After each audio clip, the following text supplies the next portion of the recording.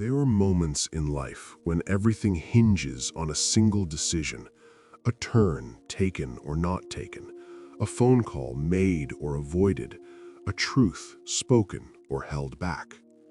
And sometimes in the aftermath, we're left trying to understand how someone we thought we knew could simply vanish, leaving behind only questions and the haunting echo of their last words, "I'm fine." On August 30th, 2013, 19-year-old Bryce Lespice's car was found overturned near Castaic Lake in Southern California. The vehicle had gone over an embankment, its windows shattered, a few personal items scattered in the dirt. But Bryce himself was gone. He has never been found. What makes his disappearance so deeply unsettling is not that it happened suddenly, without warning. It's the opposite. Bryce's disappearance unfolded slowly over the course of more than 20 hours, witnessed in real time by people who loved him, tracked by technology, punctuated by conversations that seemed reassuring but weren't. It was a disappearance that announced itself and yet somehow still succeeded.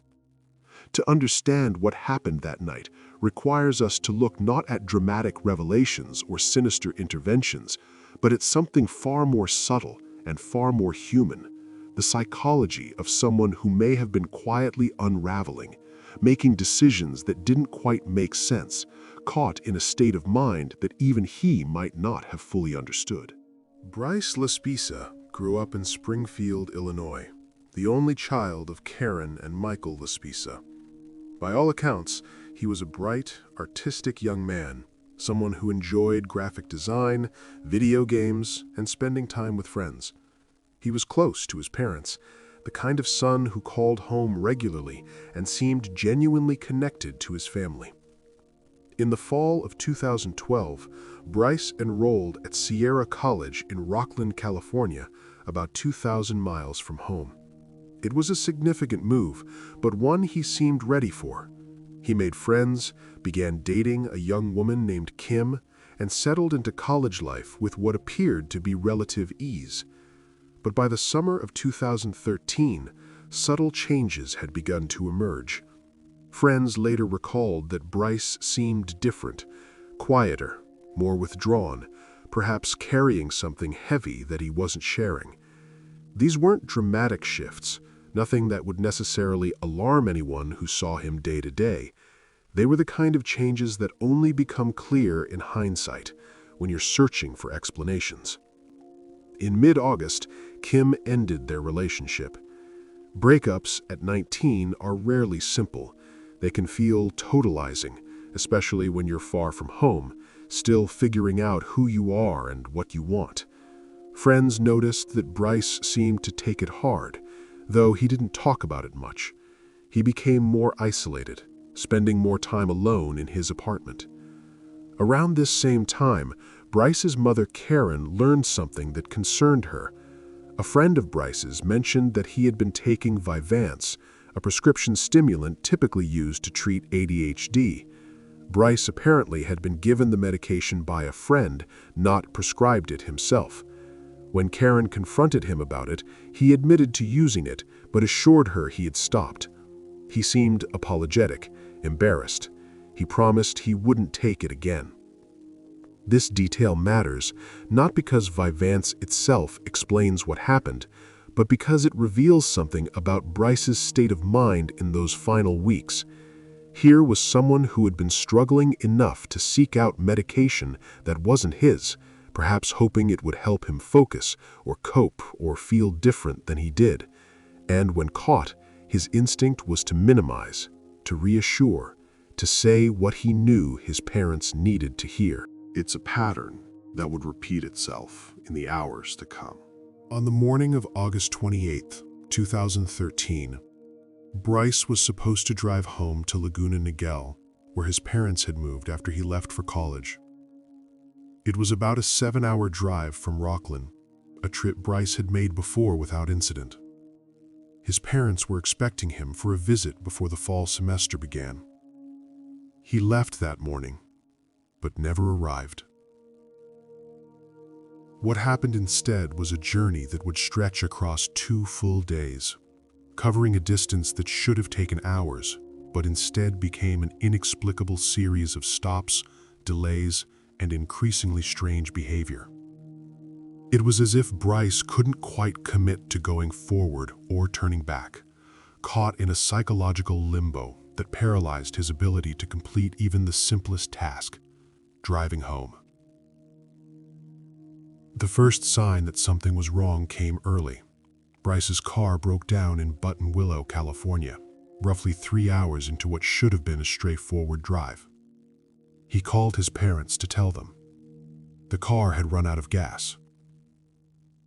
This alone was unusual. Bryce was generally responsible, not the type to let his tank run empty in the highway in the summer heat. His mother arranged for roadside assistance. They delivered 3 gallons of gas. Bryce called to say he was back on the road.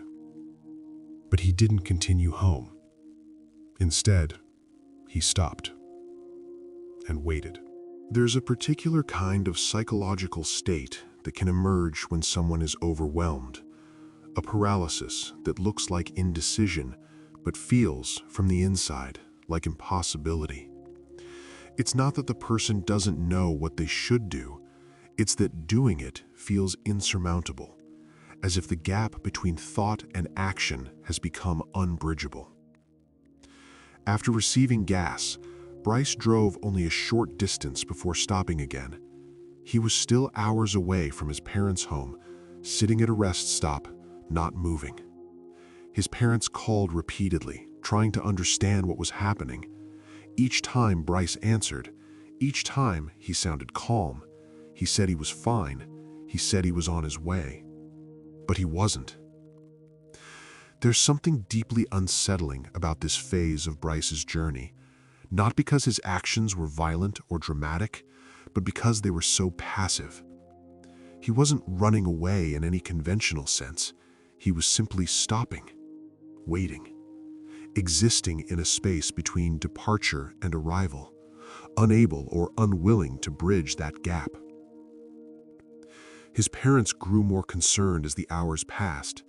They could track Bryce's phone, and what they saw made no sense. He was barely moving. When they called, he was polite, even reassuring, but he offered no real explanation for why he wasn't coming home. It was as if he himself didn't quite know.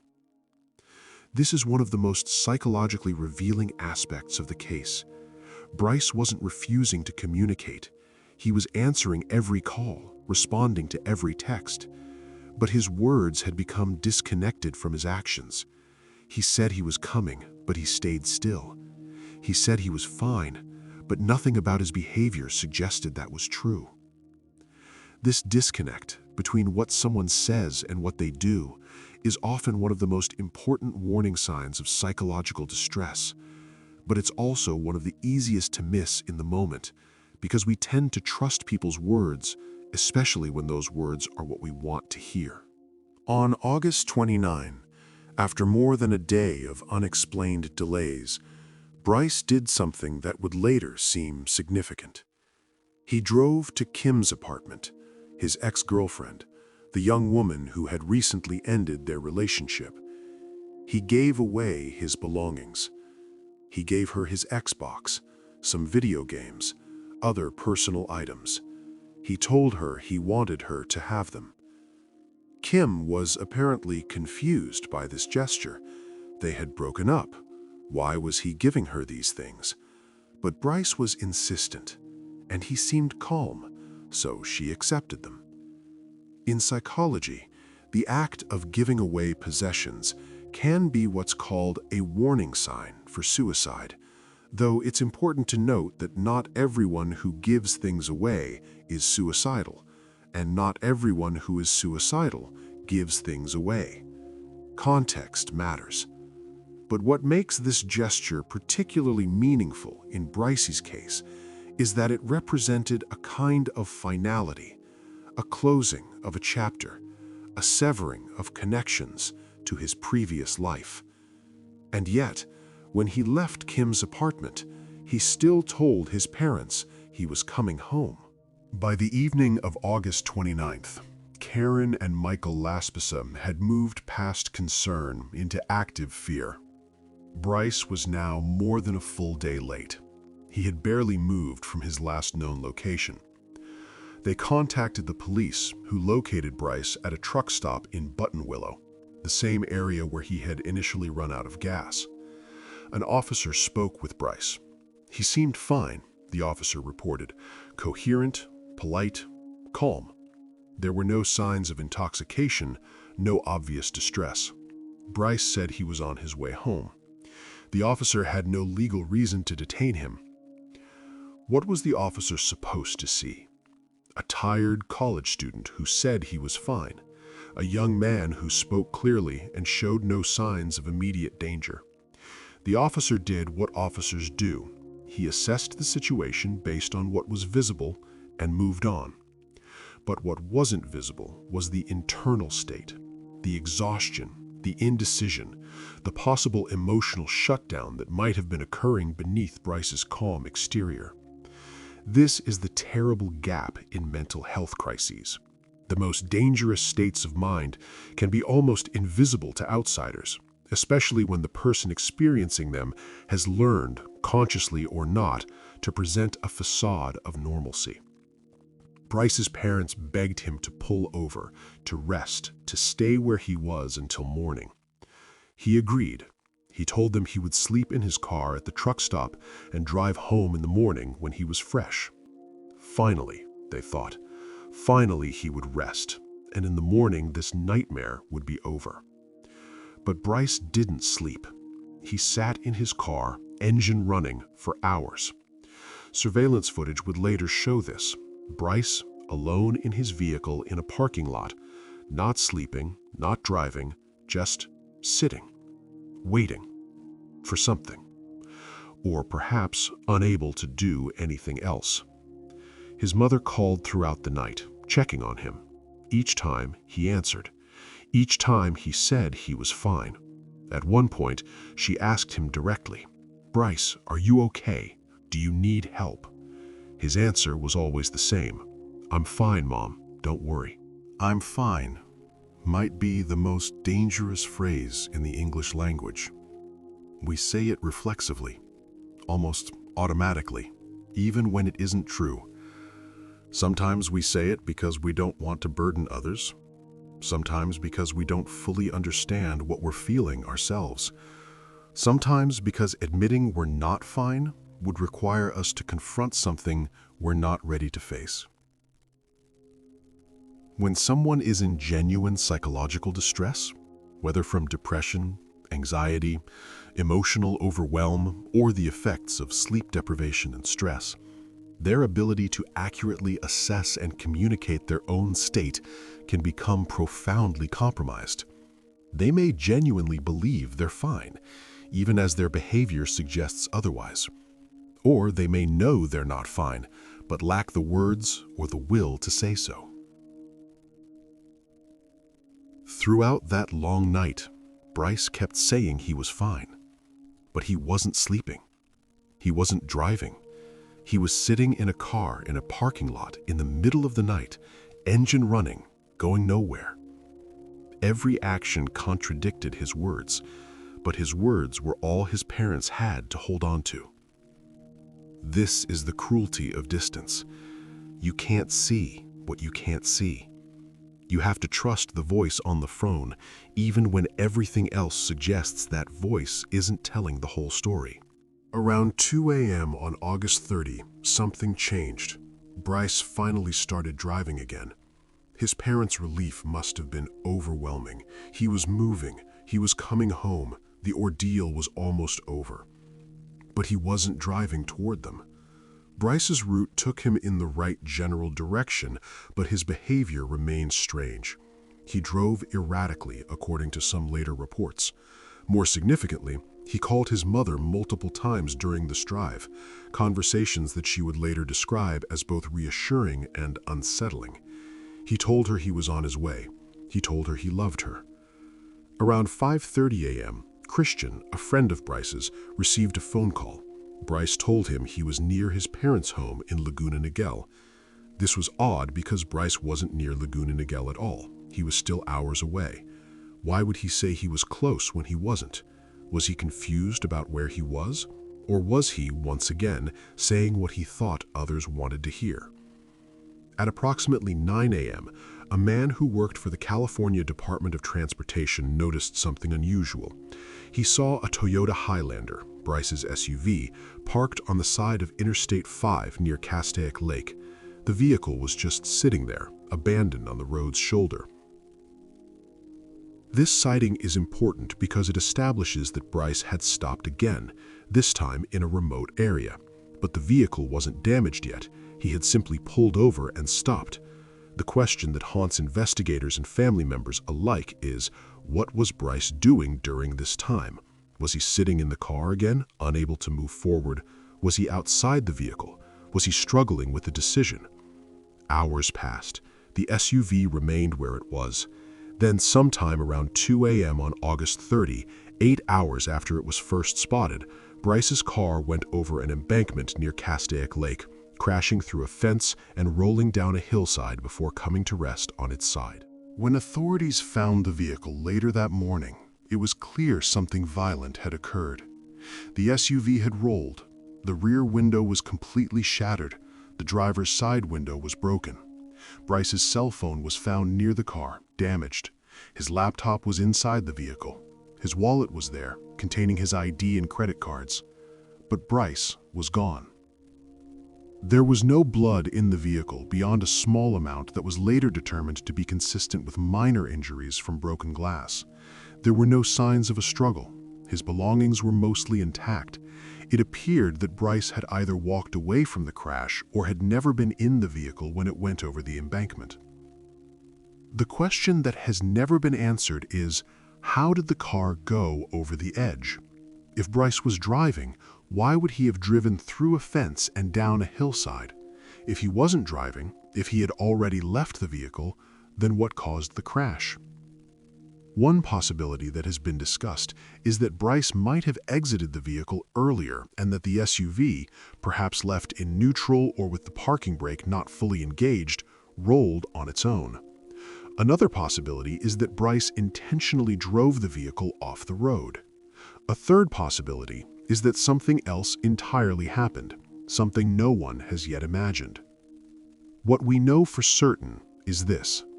Bryce Laspisa disappeared in the early morning hours of August 30th, 2013, after 2 days of increasingly inexplicable behavior in an area that would be extensively searched with no trace of him ever found.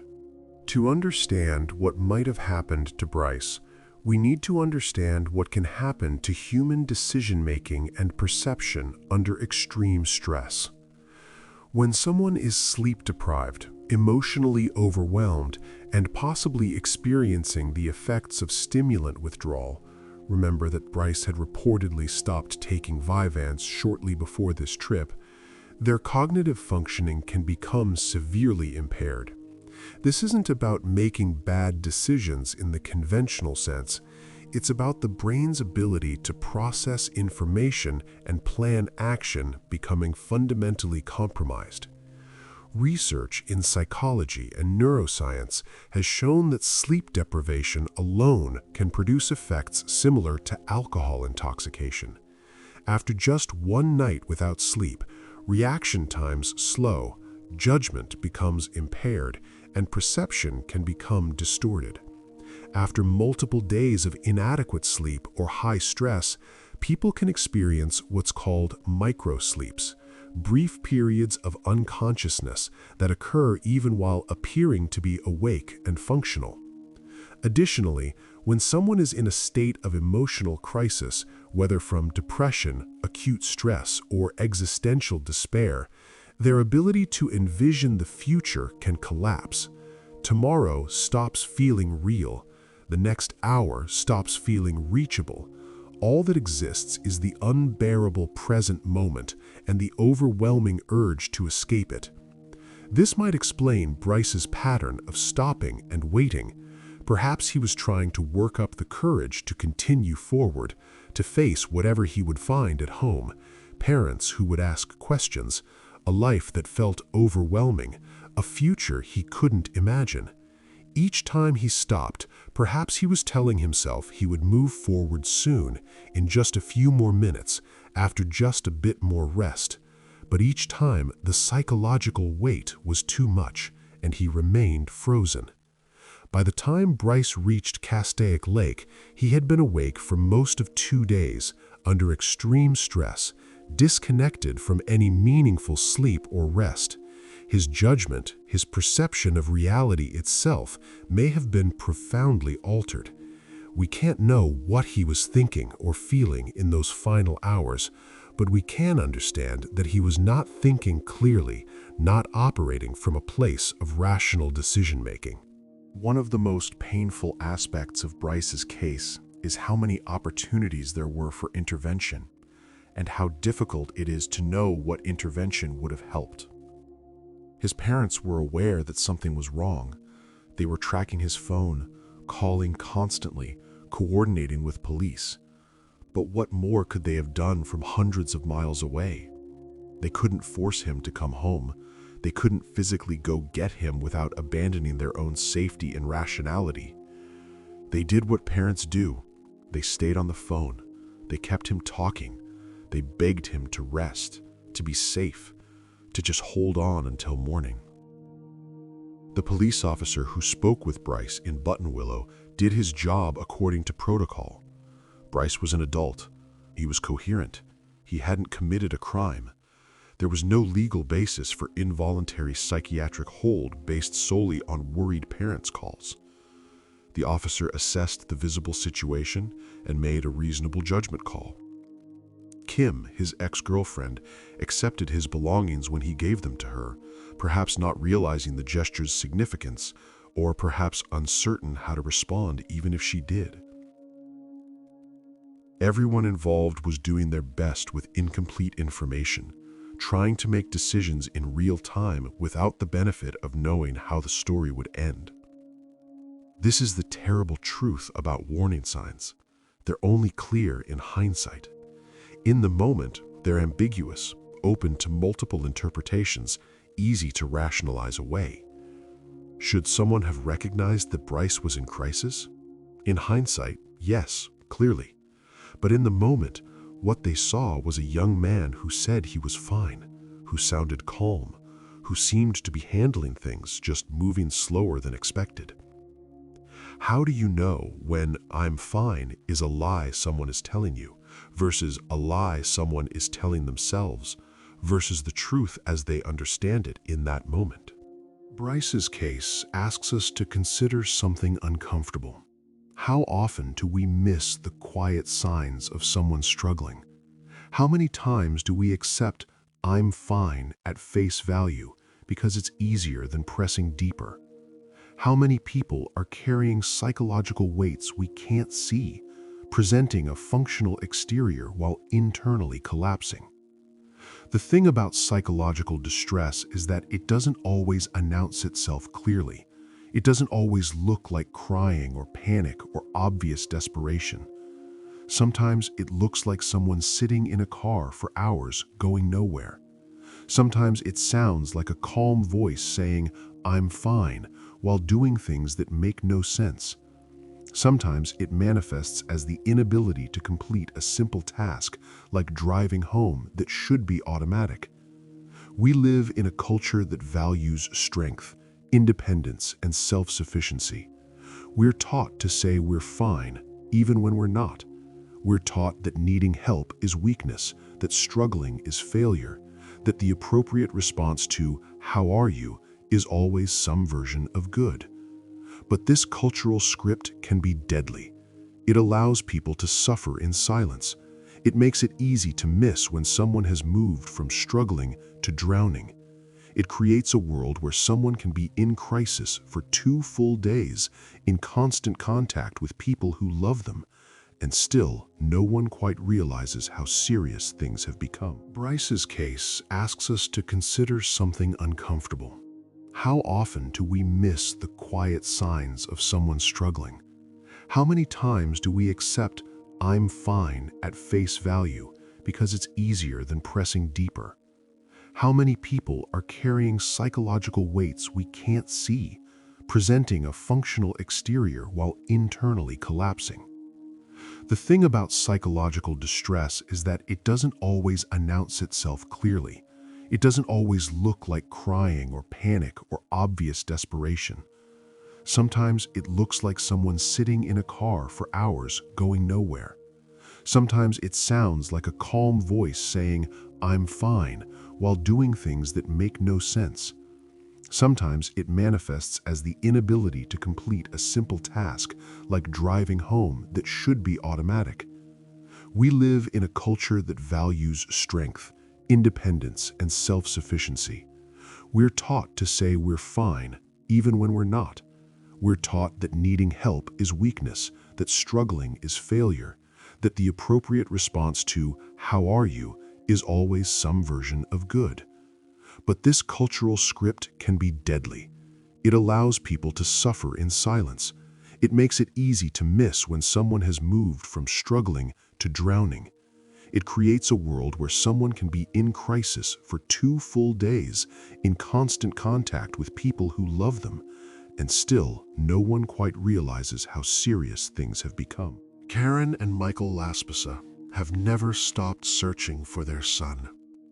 They've pursued every lead, investigated every theory, kept Bryce's case in the public eye. They've walked the hills around Castaic Lake themselves, refusing to accept that their son simply vanished without a trace.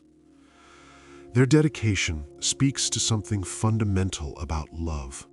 We cannot let go without answers. We cannot move forward when someone we love exists in the terrible limbo of the missing, neither confirmed alive nor confirmed dead, frozen in time at the last moment we knew them, forever 19, forever on his way home. The case remains unsolved, which means it remains open to possibility. Perhaps Bryce is alive somewhere, having chosen to leave his old life behind. Perhaps he perished in the wilderness in a location that has never been found. Perhaps something happened that no one has yet imagined. But what seems most likely, based on the pattern of his behavior in those final days, is that Bryce was someone in the grip of a psychological crisis he couldn't explain or escape, making decisions that led him, ultimately, to tragedy. Not because he was weak or foolish, but because he was human and in pain, and the resources he had, both internal and external, were not enough to carry him through whatever darkness he was facing. If Bryce's story teaches us anything, it's this. We need to be better at recognizing psychological distress, even when it doesn't look like we expect it to look. We need to create space for people to say they're not fine, without judgment or consequences. We need to understand that the gap between "I'm fine" and actually being fine can be vast, and sometimes fatal. We need to pay attention not just to what people say, but to what they do, to the pattern of behavior, not just the reassuring words, to the person who keeps stopping when they should be moving forward, to the gift that feels like goodbye, to the calm voice that doesn't quite match the irrational actions. Most of all, we need to extend compassion, both to those who are struggling and to those who are trying to help but feel helpless in the face of someone else's invisible pain. Karen and Michael Laspisa did everything they could think to do. They stayed on the phone. They called police. They tracked his location. They begged him to rest. And still, it wasn't enough. Not because they failed, but because sometimes the weight someone is carrying is so heavy that even love, even vigilance, even every possible intervention can't quite reach them. The disappearance of Bryce Laspisa remains a mystery in its specifics, but in its essence, it's a story we should all recognize. A young person in pain, trying to make it home, unable to quite bridge the gap between where he was and where he needed to be. Somewhere between departure and arrival, between the promise of "I'm coming" and the failure to arrive, between the voice that said "I'm fine" and the actions that said otherwise. Somewhere in that terrible space, Bryce Laspiza was lost. His family still hopes for answers. His case remains open. And somewhere out there, perhaps, is a truth that would make sense of those final, inexplicable hours. Until then, we're left with what we know. A son who never made it home, a journey that should have taken hours but took forever, and the haunting reminder that sometimes the people who need help most are the ones who keep insisting they're fine. The road home should have been simple, but for reasons we may never fully understand, for Bryce, it was impossible. And that impossibility, that psychological weight that became too heavy to carry, is what ultimately remains.